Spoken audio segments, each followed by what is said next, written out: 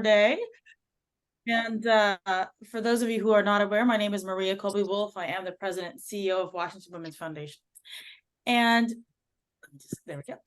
And before we get started, I just want to take a moment to acknowledge that we are gathered here on a stolen and unceded Indigenous homeland, and in the context of broken treaties and unresolved harms to Native people.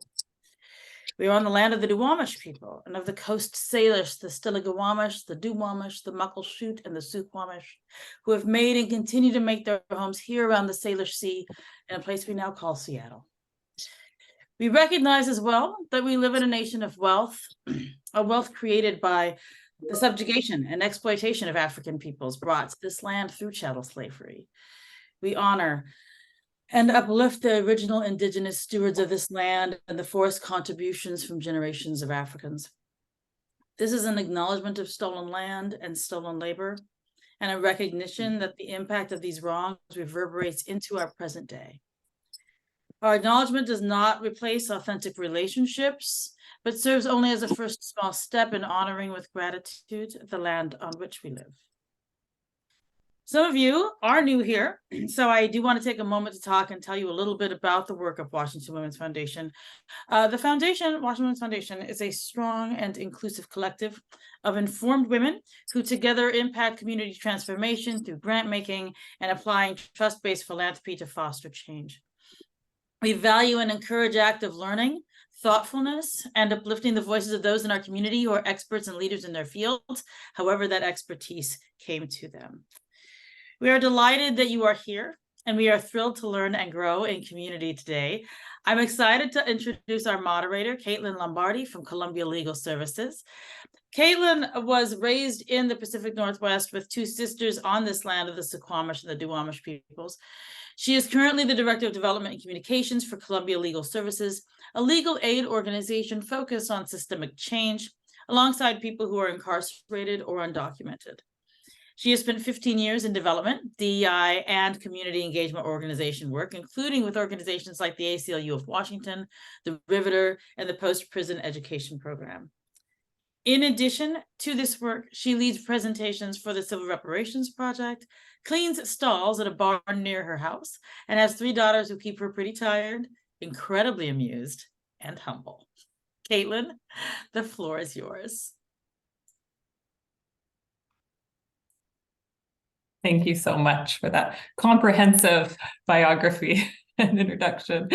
I'm thrilled to be here today and to be among people who are excited about talking about actionable, reparative investment and approach to philanthropy.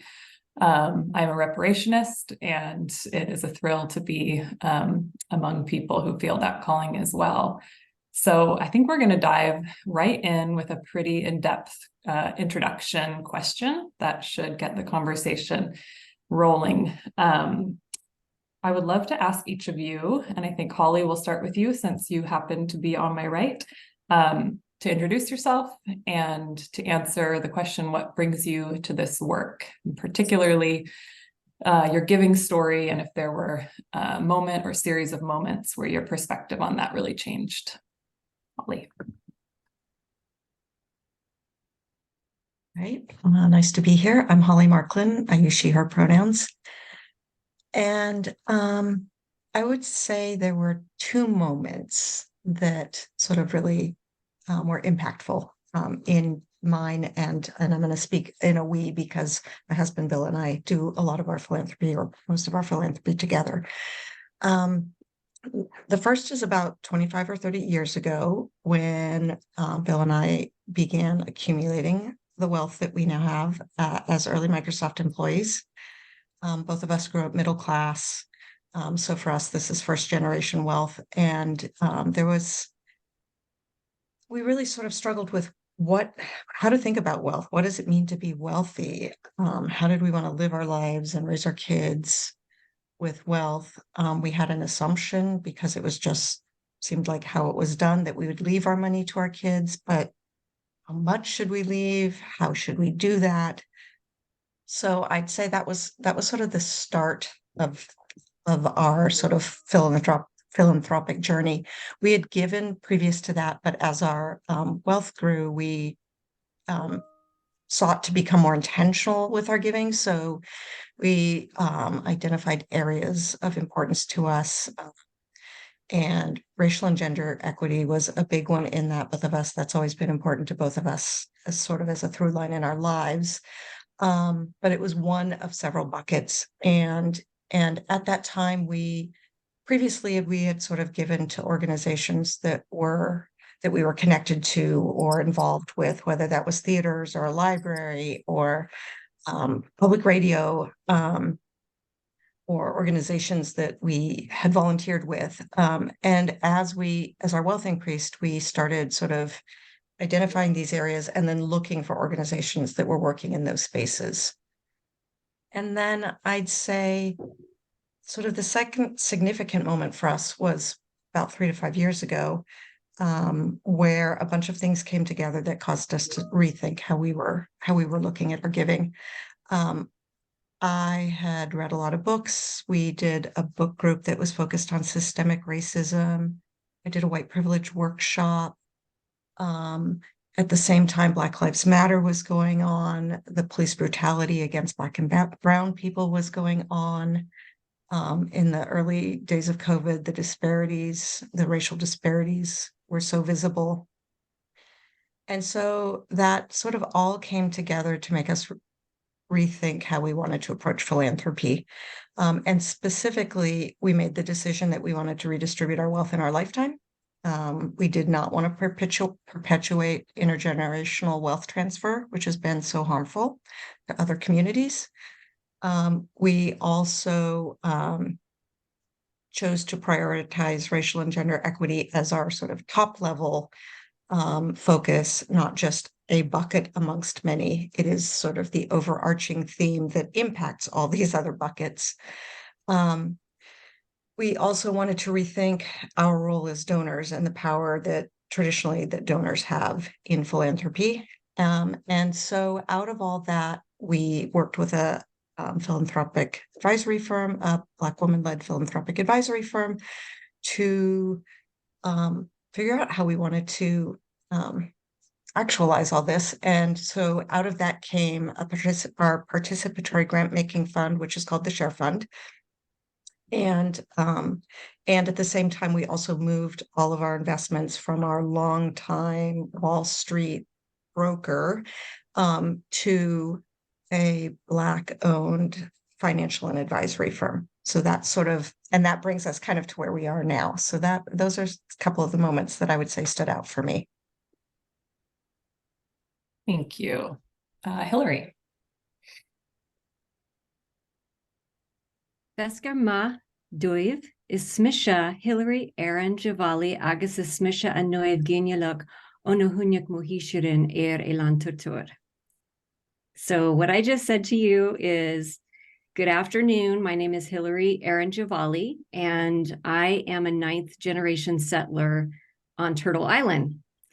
And I want to also thank Maria for her legit land acknowledgement.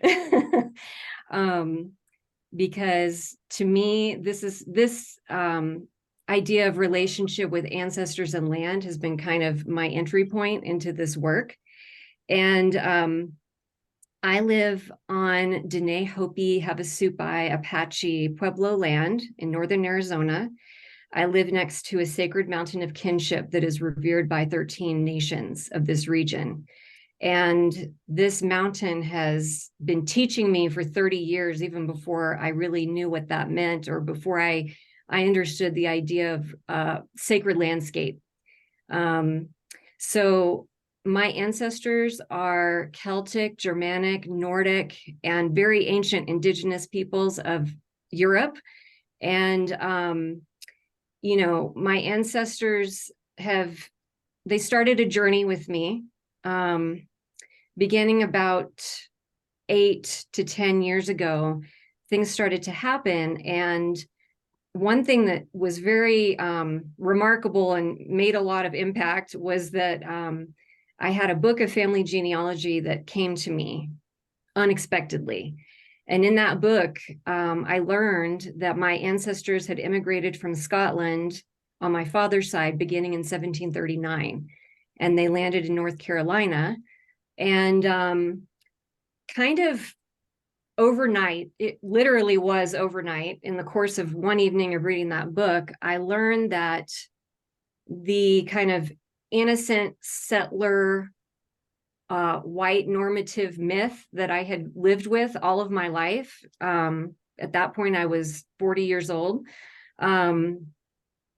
was actually not true. And that I was part of this process of colonization that has happened here on this continent, directly linked through my ancestors, and including ancestors who enslaved people in Mississippi. So that was one of my big entry points into this work, and working with that material. And, you know, I was brought up middle class, and I was brought up in a family where it was very easy to just fall into the mythology of white America. Like many of us, that's the mythology that many of us share. That's not unique to my family. So, you know, learning this became a revelation that I needed to work with. And I am married into a family with wealth, philanthropic family. And so I've been very blessed to be able to jump into that philanthropic work using those resources. And I would say all of that philanthropic work has been informed by the relearning of American history that I've undertaken. Because of course, you know, I was taught a false version of that as a child that was reinforced throughout my whole life. So it's been about relearning. It's been about ancestral healing. It's been about learning to forgive my ancestors and forgive what's happened in the past in order to move forward in a better way. It's also been informed a lot by my relationship with Indigenous peoples in this region and also throughout the country. They've taught me a lot about what it means to be in good relation, and how basically by following their lead, I'm gradually bit by bit learning how to engage this work in a way that doesn't create more harm and that's restorative and regenerative. So I think I'll probably stop there and pass it on. Thank you. Thank you so much. And Beth, same question for you. Thank you. It's good to see folks today. It's good to be back at Washington Women's Foundation. I'm Beth McCaw, and I also have a family history that's very similar to Hillary's, also descended from Scotch immigrants who also settled in North Carolina. And I actually grew up in North Carolina, so my family did not stray very far. My father's side of the family lived in South Carolina, right outside of Charleston. And so I grew up with a very deep and visceral sense of the history of enslaved Africans and stolen land. In fact, those of you who know Edgar Villanueva and his book, Decolonizing Wealth, he's a member of the Lumbee tribe. And my hometown was literally 30 minutes from Lumberton, which was the original home of the Lumbee tribe. So, and the town that I was born in is actually also like Seattle. Its name is also derived from the name of the Chowan tribe. So I grew up, I think, with all of that around me, and in some ways, like Hillary, also all the good things that white settlers did, the economic prosperity, that was very much sort of my family story. And there was also this deep-seated kind of unrest with our relationship with the past. And I don't know the details. There was no book passed down to me, and I've sort of flirted with doing deep genealogical research, but I realized like it almost doesn't matter. Like the fact that my family was there meant that we benefited in one way or another from stolen land, stolen labor, and our white privilege and white supremacy. And so I think for me, it's been really transformative moments out here in Seattle, where I've lived now for 25 years, starting 15 years ago when I was serving on the board of the YWCA of Seattle, King, and Snohomish counties, when the national YWCA changed our mission from empowering women to empowering women and eliminating racism. And those of us on the board who were predominantly wealthy white women looked at each other and said, what? what does that mean? And so we started a deep interrogation into white supremacy and what it meant to be leading what should be, and quite frankly, wasn't an anti-racist institution. And so that experience, coupled with attending a workshop with another Washington Women's Foundation member, Maura Fallon. It was co-led by a multiracial group from Leading from the Heart. That was a very transformative moment for me. And that's when I met Leanne Moss, who subsequently organized a group of us white women with wealth into a cohort to more deeply excavate what it meant to be anti-racist and how to redistribute our wealth in a way that was really about repairing past harms and building new relationships. And so that group now has expanded from the group of white women to include 5 Black-bodied women. Together, we are the sisterhood. We've been together for 5 years, and the white sisters have been returning resources to the Black-bodied sisters now for 5 years, and have been supporting them in other parts of their life and their dreams. And so we're all gathering at Black-bodied Sisters' home on Oak Bluffs on Martha's Vineyard for a week in September to acknowledge our 5 years of being in relationship. So I've had the privilege of actually trying to practice what it means to be in a sisterhood of multiracial sisterhood, a cross-class sisterhood, and to really wrestle with not only the harm that lack of resources have had on communities, Black and Brown, Black and Indigenous communities, but actually acknowledging that wealth has actually harmed me and continues to harm me. And so getting settled with my own stories about money, getting settled with my own somatic feelings. It's very strange. Those of you who've known me for a while at Washington Women's, you'll know I am like the least woo-woo person on the planet. Like, you say women's retreat and I want to run screaming because that just like freaks me out. But I have done work with Resmaa Menakem as well, anti-Semitic, anti-racist work. And I have realized that there probably is, again, some healing from my ancestors. You know, you'd be in a group and people would call on their ancestors, and my body would literally just begin shutting down because I was not proud of my ancestors. I knew they caused harm. They weren't coming into the room to strengthen me. So like Hillary, it's about really looking at how I can make peace with my ancestors and also stop disassociating, because I have a feeling that that's in my lineage, that my ancestors, particularly women ancestors, were probably exposed to a lot of violence, that the only way you could survive was to literally disassociate and shut yourself down, to divorce yourself from your feelings, to divorce yourself from your body. And so for me, a lot of this work is actually leaning into the woo-woo, which I'm still not super comfortable with, but you know, I'm agitated right now, and I recognize like that is a part of my healing process. And so for me, this work is such a privilege because it's healing across relationships, but it's also healing of my lineage. So I'm not passing down this internal body conflict, the psychological conflict to my own daughter. So I'll leave it there, Caitlin.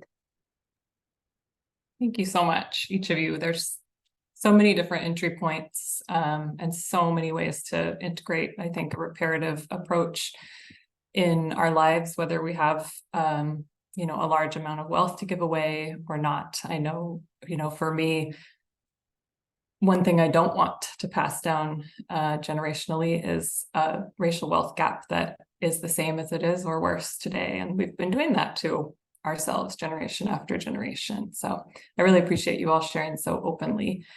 As we go into the next question, because we are talking about philanthropy today, I do want to just do a little level setting of what it means when we talk about full reparations, and take just a couple of minutes to go over what that means, and share the 5 dimensions that the United Nations lays out for what comprehensive federal level reparations must entail.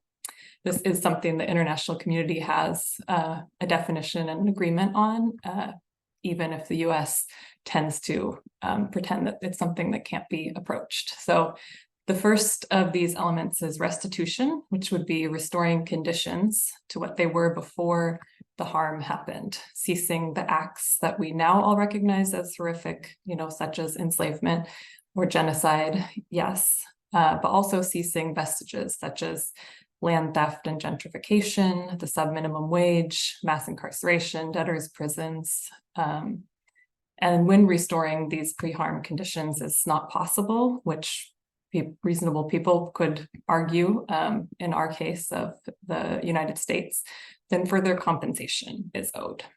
The second element is satisfaction, which is the truth-telling. It's that acknowledgement, allowing the truth to be told and to be told by those who have suffered the injury. We see this under brutal attack right now with anti-CRT initiatives, and a denial to teach our children our nation's true history, or that some of you spoke about, experiencing yourselves growing up, being taught a lie.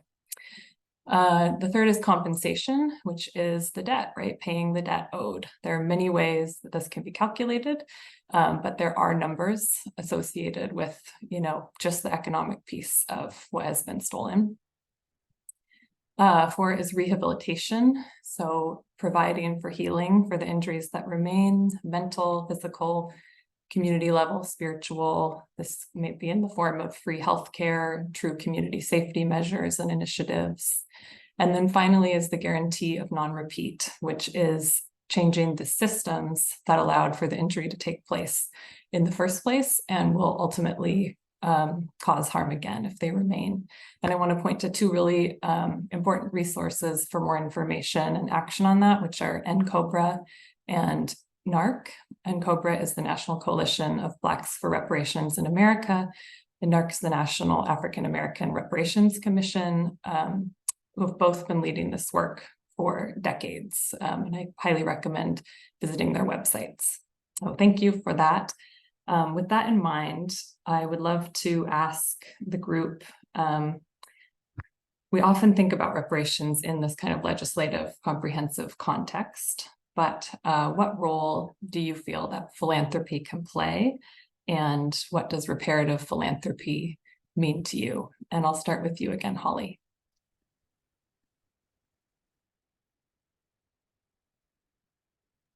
Sorry about that.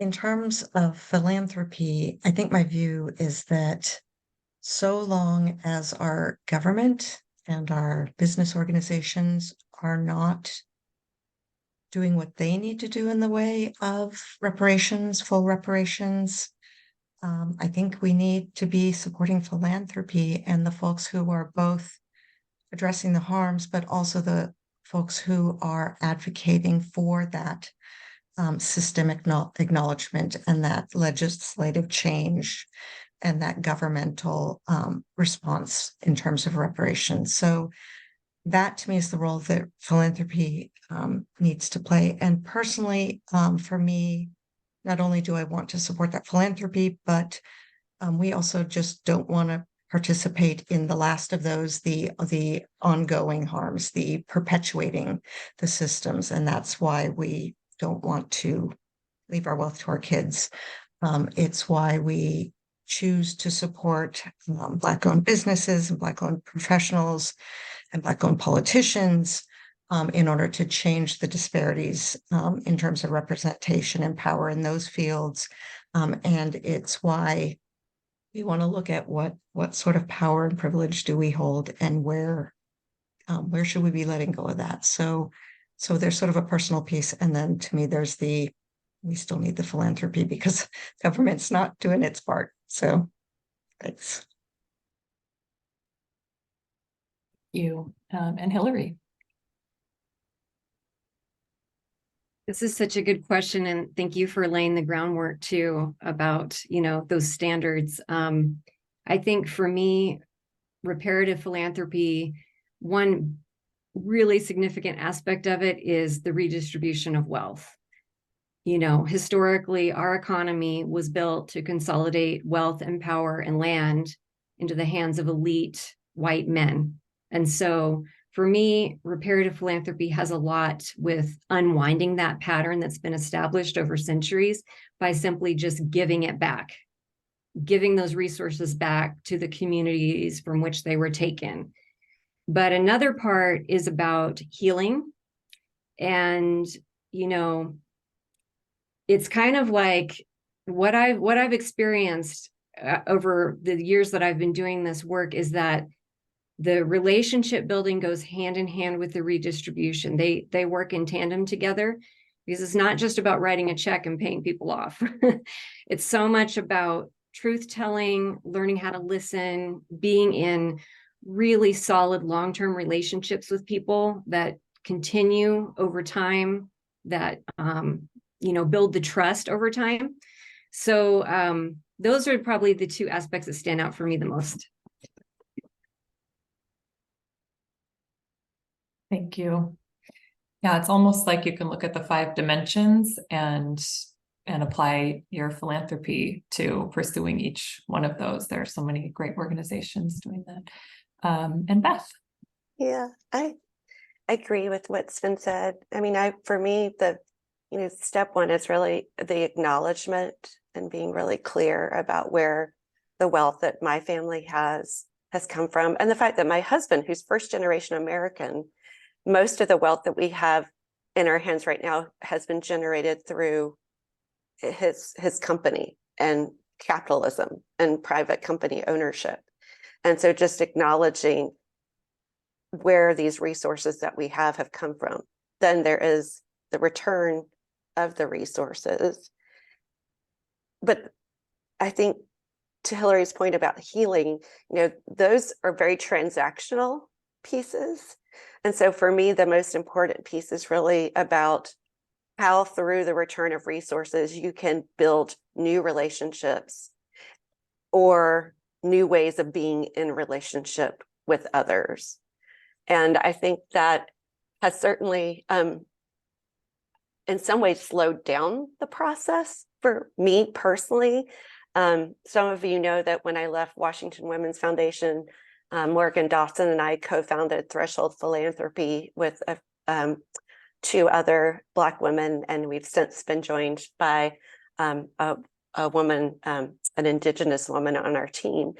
And we've had internal issues as well, giving away these resources and just realizing that sometimes we've actually had to attend to our interpersonal relationships as a team, almost more than the grant making, because we're trying to learn how to work again as a multiracial, cross-class group of individuals who identify as women.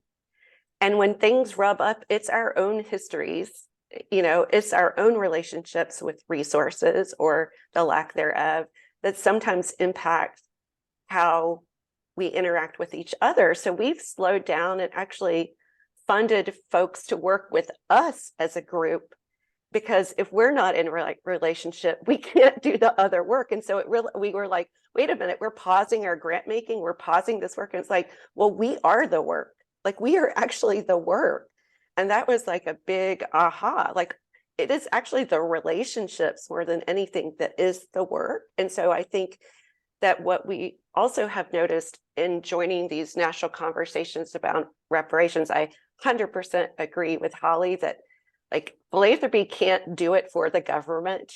Like, the government has to do it. And I don't want philanthropy to lean too deeply into it so that the government can say, oh, philanthropy is going to once again take care of this other thing for us that we're not doing and we should be doing. But it's also, a lot of this conversation is very transactional and it's very white-centered in the reparations conversation. It's about how to convince the white people to give up their resources, but not what does it mean to actually, what's the psychological impact of receiving resources? what are the unintended consequences, the changes to your life that come about by receiving resources? And do you actually have a relationship between the white community and the Black community after there is a shifting of resources? So really trying to lean into this being relationships first, and resources incredibly important. But if this is intended to heal the rifts in our nation and just my relationship to other people, like I have to center the relationship and I have to move at the speed of the relationship building.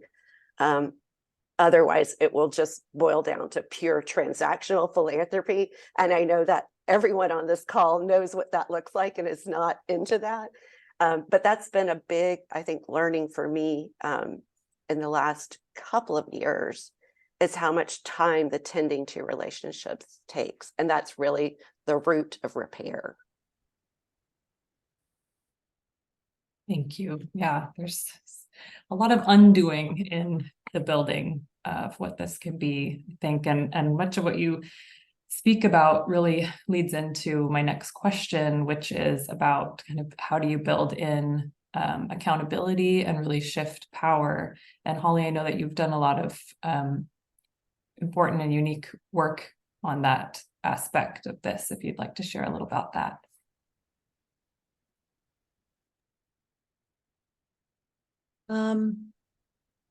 Yeah, I think the first premise from which all of it starts for us is the idea that way too much of the wealth and power in our country is held by wealthy white men, and that the only way we're going to arrive at a more just and equitable society for everyone is to change that. So that's sort of one of the background motives in this. And I'd say, so as we were looking at rethinking our philanthropy, we really didn't want to be in that donor role of that, as a lot of people have talked about, that transactional, oh, let's sort of figure out who we're going to give to. We're not the best people to be deciding where the work should be done and what's needed in the space of racial equity. And so it just felt wrong to us to sort of go that traditional philanthropy route of finding really great organizations doing good work and fund them. And so we didn't want to be in that sort of donor-centric, donor-led role. So we decided, after watching lots of listening to podcasts and watching videos on different ways that people are thinking about philanthropy, the thing that really sort of jumped out for us, that felt right for us, was a participatory grant making model where we are not the ones who are making the decisions. And so we assembled a BIPOC committee of 5 members from around the state and said, we're going to supply the funds, and we look to them to do the grant making, and that all the decisions are theirs, not just who to fund and how much to give each of them, but also how to fund and how they want to operate as a committee. From including things like, what stipend should we pay them for their work? How should we acknowledge their time and effort?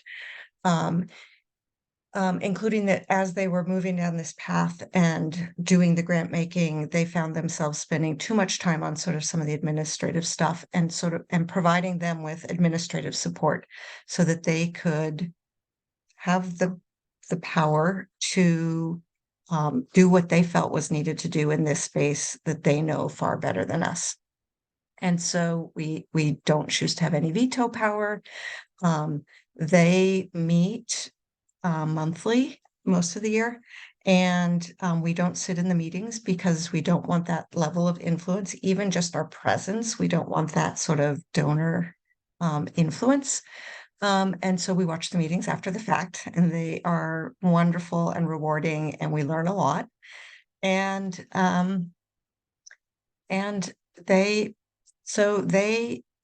and I would say this relationship piece comes into play a lot because it took a long time. It requires humility. It took a long time to establish trust. I think donors, we often just expect to be that power role, respected and trusted. And we needed to allow a lot of space for them to truly believe that we weren't going to change our minds, intervene, veto things, question their decisions. And so that's how we operate with our committee. And then some of the things that we established are that we grant to BIPOC-led organizations and individuals. And because they're the organizations that don't tend to get funding and power, they're underrepresented and underfunded. We don't just grant to C3s because we want systemic change. Because we believe that legislation needs to happen to undo systemic racism and address reparations. We fund C4s, we fund political candidates, we fund individuals. And again, the committee has the ability to select who they want to fund.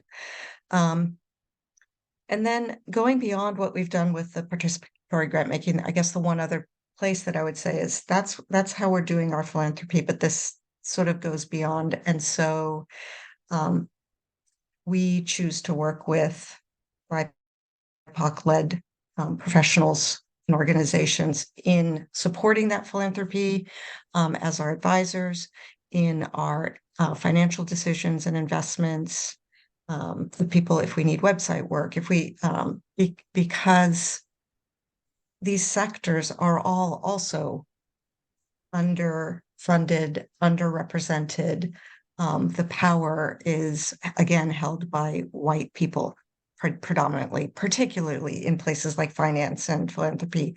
And so that's the one other piece I would say about power sharing is that there's the philanthropy piece, but there's also then the broader sort of encompassing aspect of just what else are we doing with the rest of our life and who are we working with and who are we supporting as professionals and organizations.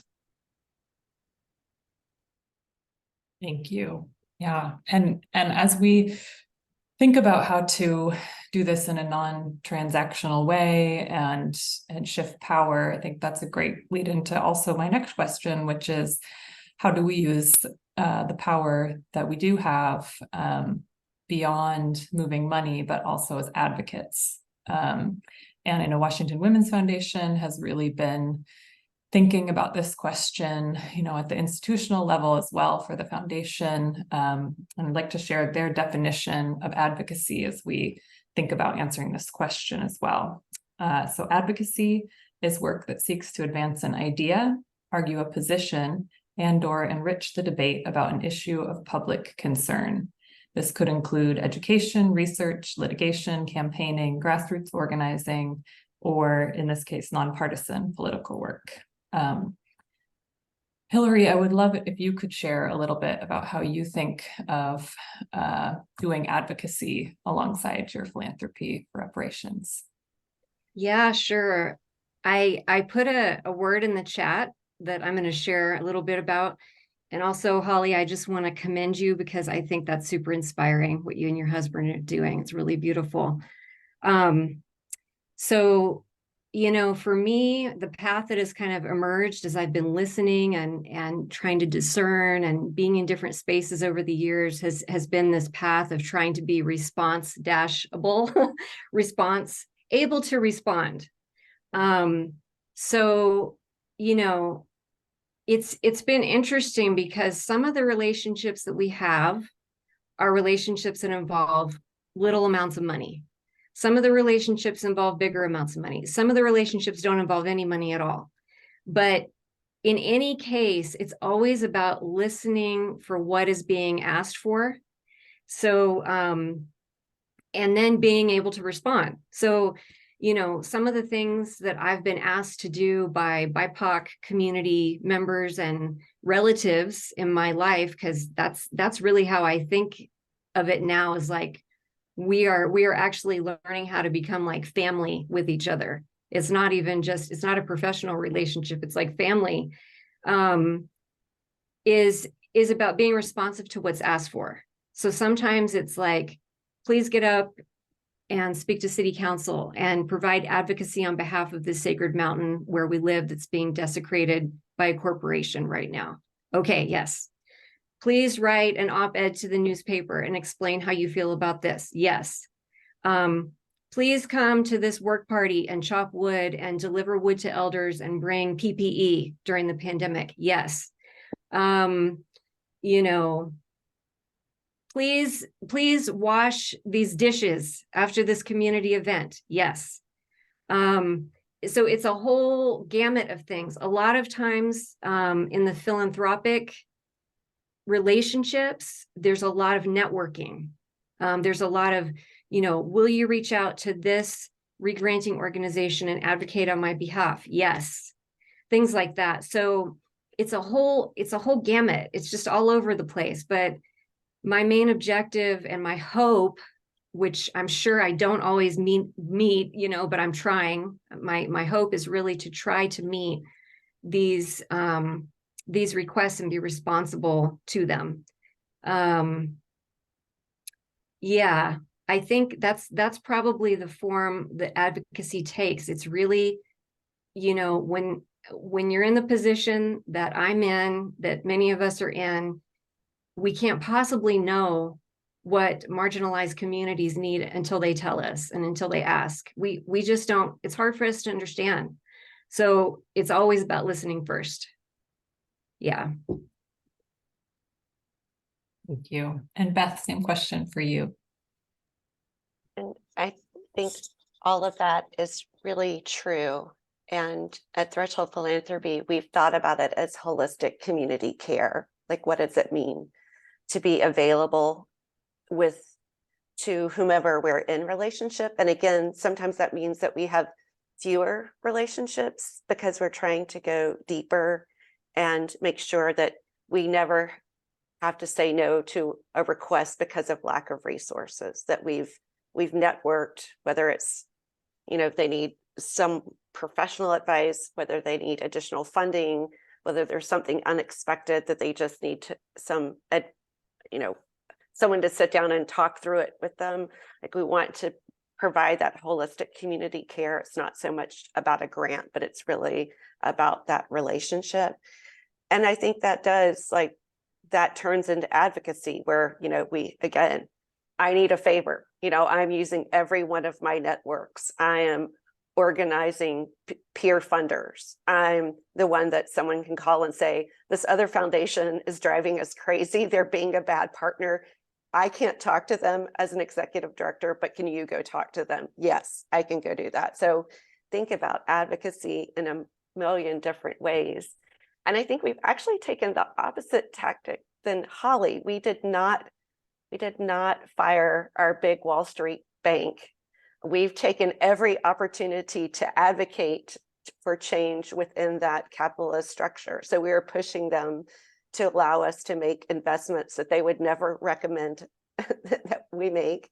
And it's not easy for them either, right? Like, when our portfolio doesn't do well because we've decided that we're going to buy bonds that are going to fund the building of a hospital in Alabama, like, that doesn't, they don't make money when we don't make money, but now we're values aligned. And it's actually working up the chain within their large institution to be able to say, like, we're doing values aligned investing, and we're intentionally investing in communities in areas where there has been either disinvestment, divestment, extraction, and we're putting our money back in, and we're using their bigger platform to do that. So I really view a large part of what I do is advocating within that world to change the way we think about traditional capitalistic investment. And what's amazing is that they've now, like, this kind of stodgy white bank is now in a relationship with some of our Black partners and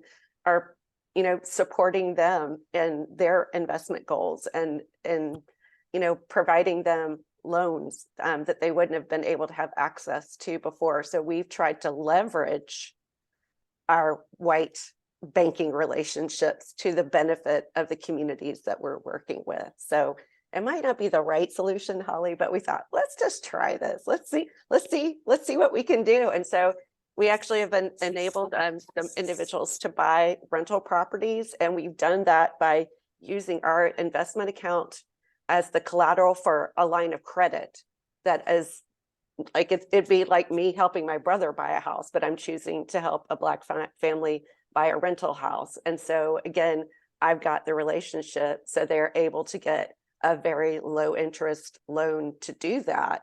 And I'm just the backstop, I'm the collateral, but they're building up now a lending history with a big bank that then they can refinance.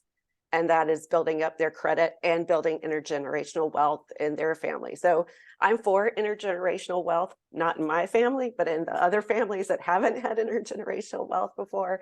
And I'm trying to figure out how to leverage the access that I have and advocate for building up that intergenerational wealth in other families. Thank you. Yeah, again, there's just so many entry points and approaches, and a place for being subversive within the systems that we have, and a place for trying to tear them down completely. I agree with both of that very much. One thing that I'll share quickly that I've been doing as I talk to people about moving white wealth is inviting white people to think of themselves as reparationists and find whatever path it is to live that out. So there are endless resources. I'd be happy to share many of them after this discussion via email, but think of it as your cause, not something outside of what you own and take responsibility for. I think there's there's a general agreement that we are all pursuing racial equity, right? A lot of groups, institutions, and individuals have agreed on that. But how do we get to racial equity if we cannot make repair? And so inviting people to really pursue that piece of the question is part of how I see advocacy. So 2 more questions, I think, with our remaining 8 minutes here. And then I know there is time for questions from the group. So feel free to keep putting them in the chat now or at that time.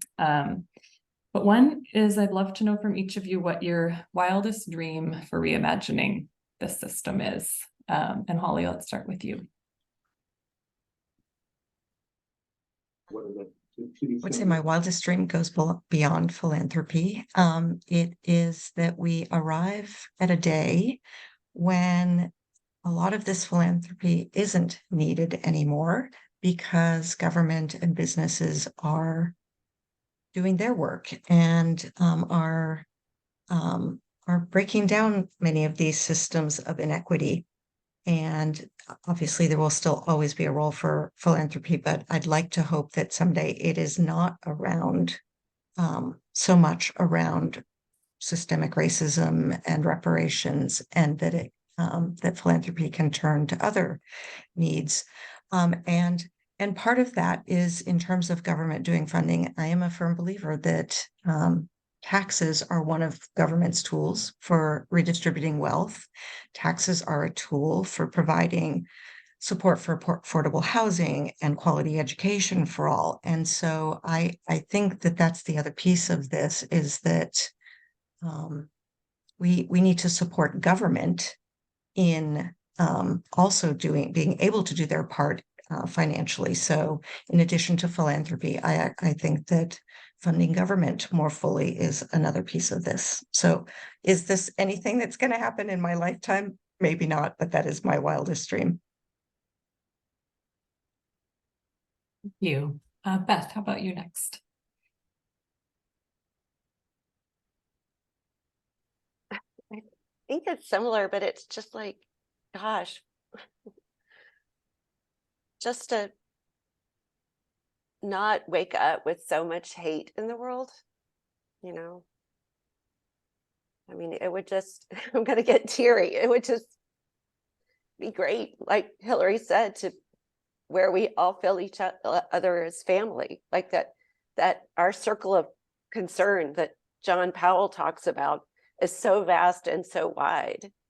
that we all are taking care of each other, that we are our brothers and sisters keepers, and that we can, lead with love and care and concern for each other, and that philanthropy is out of business because there isn't inequality that philanthropy is looked to address, that we all are living our best lives in good relationship and right relationship with each other.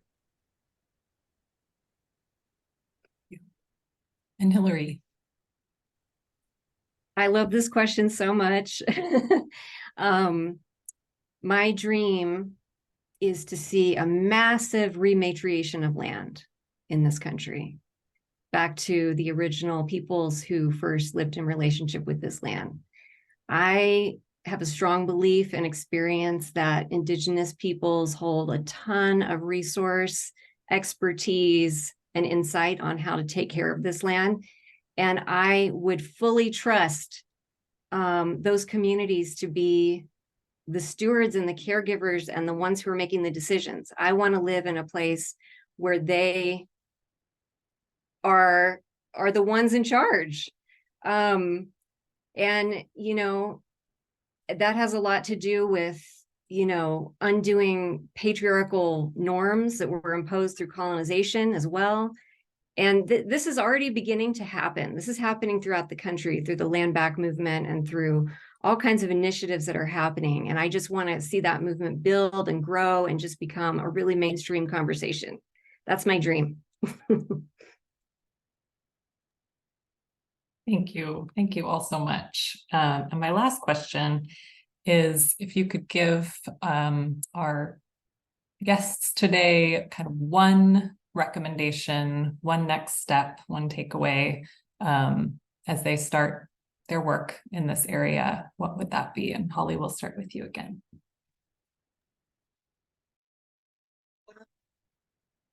I guess I'll stick to my theme of shifting power. I would say look at how you're giving. Look at what your relationship as a donor is with the people that you're giving to, and see if there are any changes you want to make. Are you giving unrestricted funds, or are you controlling and designating where they should spend the money rather than trusting them to use it as their expert knowledge sees best fit? Are you expecting them to have certain outcomes that are sort of your kind of outcomes, or to report back to you, or is your ongoing funding contingent on certain results that may be more yours as a donor than theirs as an organization? Do you really understand what they see as success? And so I think I would encourage everyone to really analyze, are you, in addition to sharing your money, are you also sharing your power?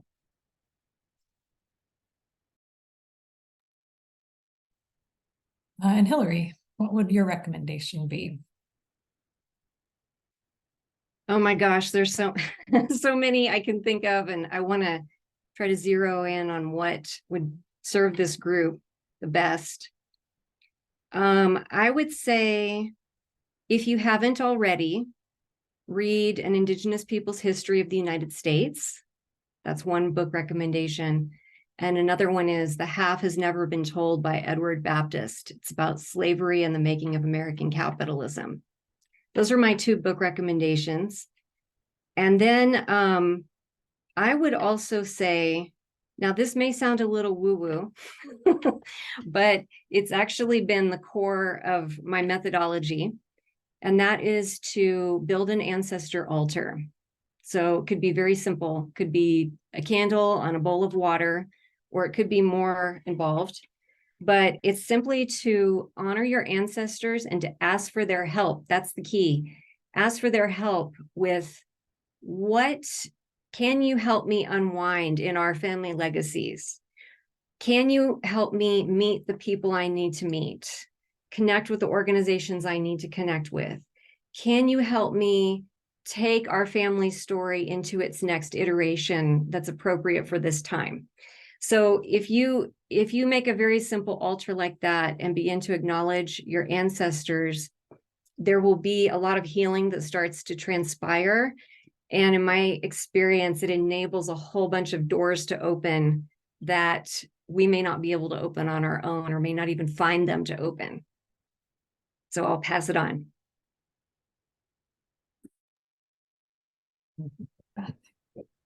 Well, and I would just say, don't let perfectionism get in the way of your doing something. And I know Washington Women's Foundation is really, really good at this, at trying, at listening to community, adapting, trying, listening again, adapting, trying. And I think that's it. Like I have not done anything perfectly in my journey. I've tried to identify past harms so that I can acknowledge that that's happened, and I can commit to at least not repeating those harms. But it doesn't mean that I'm not going to step in it at some point, because that's my legacy as a white woman. But I think it's just being willing to lean in and to find the thing that feels authentic to you. I remember talking to one group and someone said, Beth, can you just write the book and give me the manual and then I can do it myself? And it's like, but that won't be authentic to you. You have your own money story. You have your own relationship with your ancestors. You have your own family history. You have the way you show up in the world today that is unique to you. And so this work will be unique to you as well. So just try something. And then when you feel like this does feel authentic to me, this does feel like the way I want to work in relationship with community to repair harm, then you know you're slightly on the right path. You may be exactly on the right path, but again, don't be afraid of walking down, and know that you're going to trip on a rock and it's going to be okay, because at least you're walking down the road. And I know you all are already doing it. So kudos, thank you for doing it, and for continuing to do it and to leaning into these conversations, because it's all a part of it. And you all are doing amazing.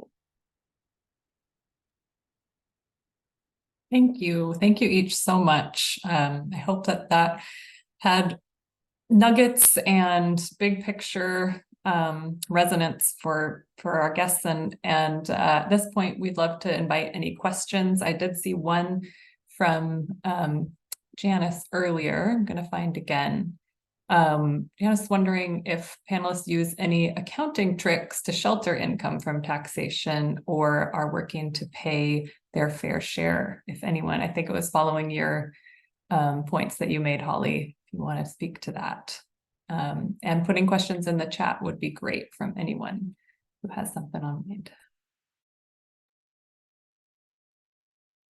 I'll start. Everyone may have different answers.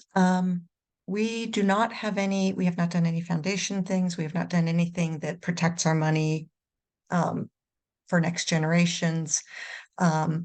We use that we don't, I would say we try not to use loopholes, but we use the taxes that exist and take our deductions that exist.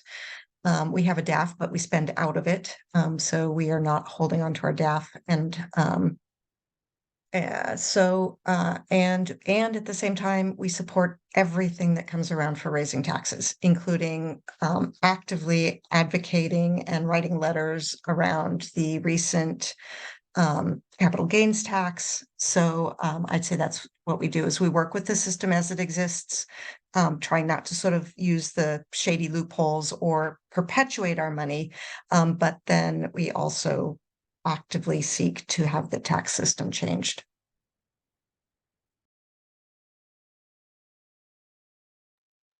That's a great question. And it just, I know Bill and Holly are tightly aligned. My husband's kind of like, what? Because everything that we've been funding is from stock sales. So this year, and even like the rest of the team at Threshold Philanthropy was like, we get what less because we are funding. And Threshold Philanthropy, we actually established as an LLC because we wanted to do C4 giving, political candidate giving. And I laugh, my husband's like, well, people at my company's board are talking about like whether we should push back. I'm like, honey, we just funded Progress Alliance and all the groups that were working to pass this capital gains tax. So we were basically saying, yes, we're all in to pay it. So now we got to pay it. And you just can excuse yourself from those conversations if you don't want to tell them that we were actually actively pushing for the tax. So yeah, it's an ongoing. We do have a family foundation, but we more set it up so we could like just put some money into it and start thinking strategically. It wasn't meant to be a tax hedge, and we are spending far more than the minimum 5% payout in that. And we're looking at actively making specific types of investment through the foundation. So it's not just invested in the stock market. We're actually looking at what are called just transition economy investments, and are using that portfolio to be able to target specific types of investments. So, it's funny because for 16 years, I was an estate planning attorney. So I was like actually helping people hoard wealth for all those years. So for me, it's a process of unlearning. It wasn't my gut go-to, but now, yeah, we're definitely writing some big checks. Yeah, we are also working with the donor advised fund, but spending it down every year. And we're giving dividends as quickly as they come in, basically. All the cash we receive, we're giving it that year. And my husband is also affiliated with the family foundation, and he's working as well to increase beyond the minimum amount that's given every time. So, and it's a process too. We're also working with regenerative investments and just trying to, change the conversation in the family groups that we're part of as well.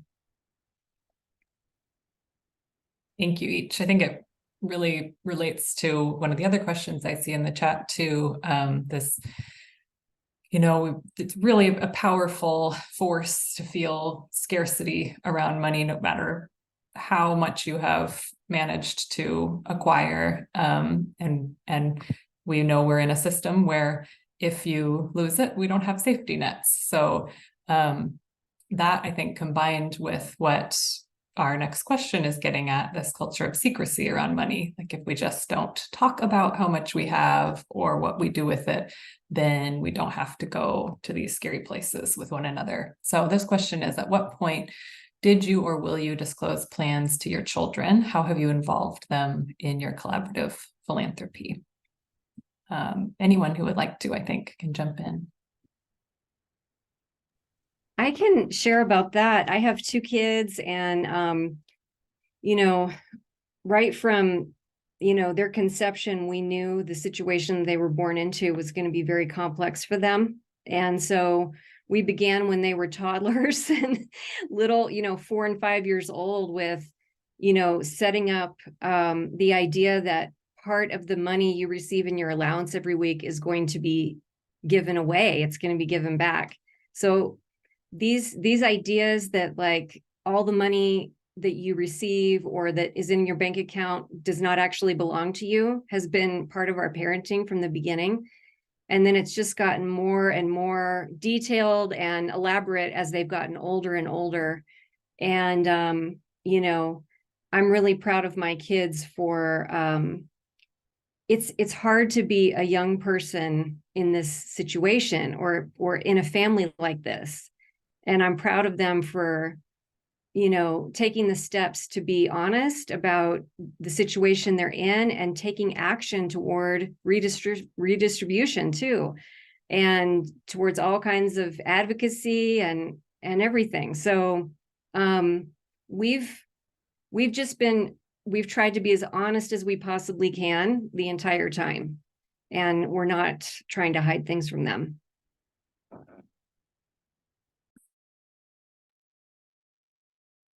And also speak to that.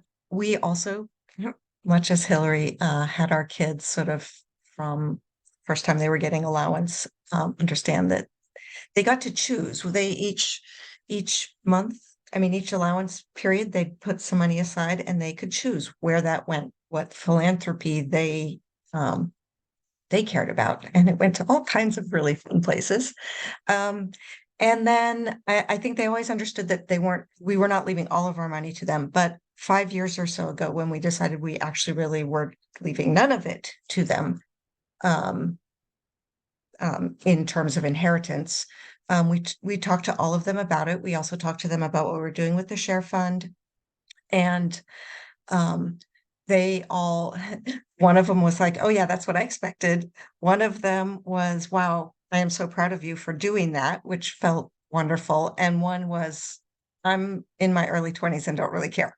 So, but I expected that and that's fine, kind of thing. So they all were fine with it and supportive of it.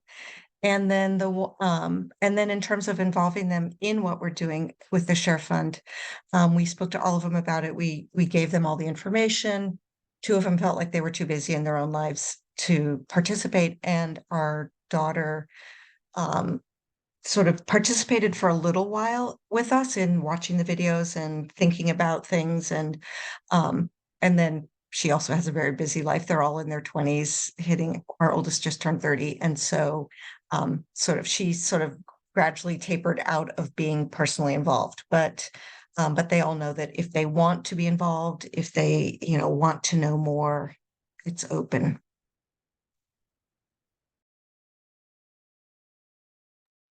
And my daughter turned 17 next month. Some of you remember when she was very small. And used to come and attend Washington Women's Foundation functions. So she's been steeped in philanthropy her whole life. And we also are pretty open. She's also one of those, I don't really care, just it's like her age and stage. But I think, we did not go the route of an allowance. We instead talked about a sharing of resources within the family. Like everyone contributes labor in our family, and everyone contributes resources to the extent they can. And when they need resources, they're available to them. So again, we've tried to this whole idea of sharing resources, and now sharing resources beyond the family. So it's not so much about philanthropy, but it's about sharing resources, and everyone has different resources. Like it's not just financial resources. Like we need to acknowledge and honor human capital. We need to honor and acknowledge intellectual capital. Like just because we have financial resources doesn't make us better than another family.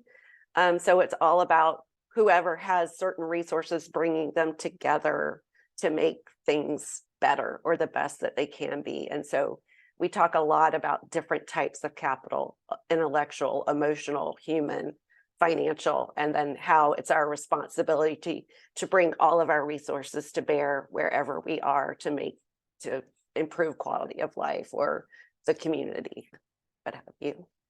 So that's really, I think, for her age and stage, what has seemed to work in terms of like thinking about it. And to be honest, Jan and I are still figuring this out. Like we still have very traditional wills. We have one daughter. We don't know. So we may go the route that Holly and Bill have gone. We don't know. And so it's that part of that I'm figuring it out as I go. And I did create Janice, I create a 529 plan for my daughter. You're absolutely right. I've tax sheltered her college education, but since we only have one, we've already identified another family who's going to get the remainder of her plan, once she goes to college. But yeah, we did those things because that was my life. And now it's like, oh yeah, I did that. So, okay, what do I do now? How do I unwind, redirect? And so it's, again, I can't be too hard on myself. And we do not live a perfect life. Like I live in a very nice house. I drive a very nice car. I am not a perfect person. I do not even pretend to be, and I cannot keep my husband from spending the money. He does not come from money. He loves to spend money. So it's one of those things that we are constantly stepping in it and trying to improve and trying not to be too hard on ourselves, because these were years of indoctrination. Like this is years, generations of indoctrination.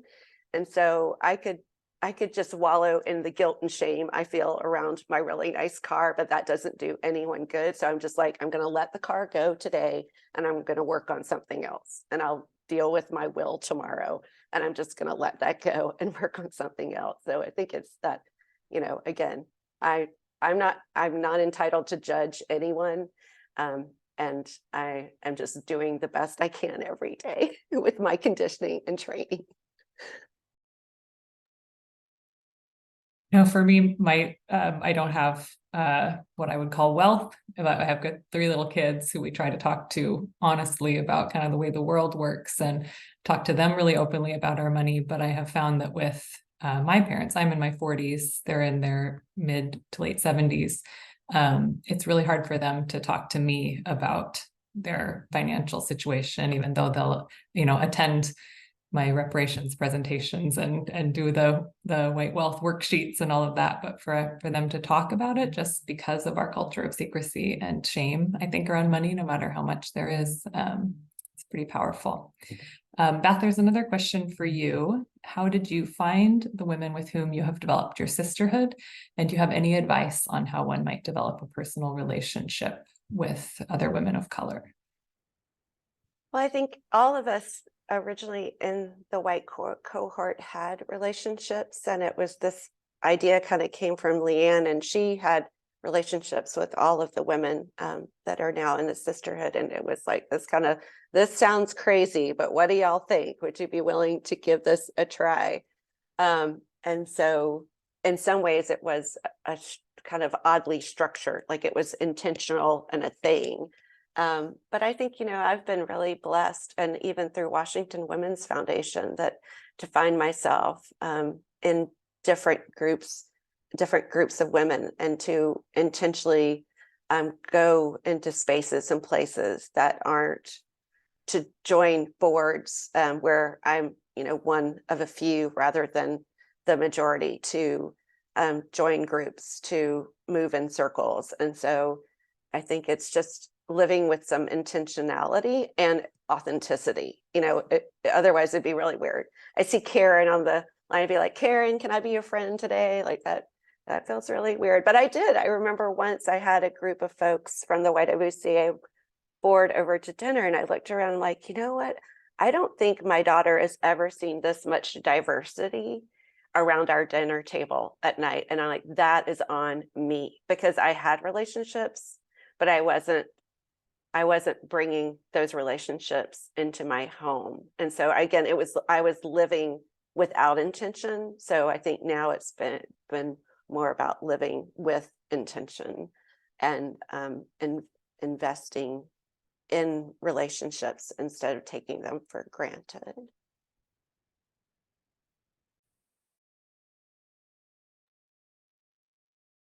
Okay, any other questions or final thoughts from the panelists? I think this has been a really rich conversation with a lot of honesty. I really thank each of you for showing up that way today. I have a thought to tag on to what Beth just shared, and that's that I used to be involved in a lot of, white feminist community organizing. And I remember always reaching out to women of color in my community and saying, hey, do you want to come to this event? And trying to extend invitations. And it didn't work. And I didn't understand why. But over time, I started to shift my perception and realize that it was going to be more effective for me to actually show up for their events, for their issues that they're, working on, and be quiet and listen and, sit with the awareness of what is being asked for here. And is there something I can do that would be supportive of what is being asked for? And so it was a big shift for me when I began to go into Indigenous spaces. Where I live is right next to the Navajo Nation and Hopi. And we also have a significant Indigenous community in Flagstaff where I live. So I began to go into those spaces and sit with that awareness. And then the opportunities for relationship emerged. And so, and it looks very much like, let's get together and have tea and talk about our projects that we're working on with our knitting and our mending and our baking and our, gardening and whatever. It doesn't always have to be politicized. or be built around a specific agenda. But oftentimes that was the doorway by which I was able to enter those relationships. And it was because of showing up with, caring for the issues that those communities are working with and struggling with all the time. So in case that's helpful to throw in the mix, I just wanted to add that in.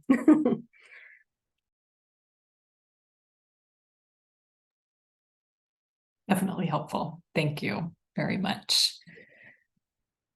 Okay, I'm not seeing any other questions. So I think that we are going to go ahead and close. Again, thank you, everyone. I think that Washington Women's Foundation will be sending out a follow-up email with some resources, and we really appreciate you each being here today. Thank you.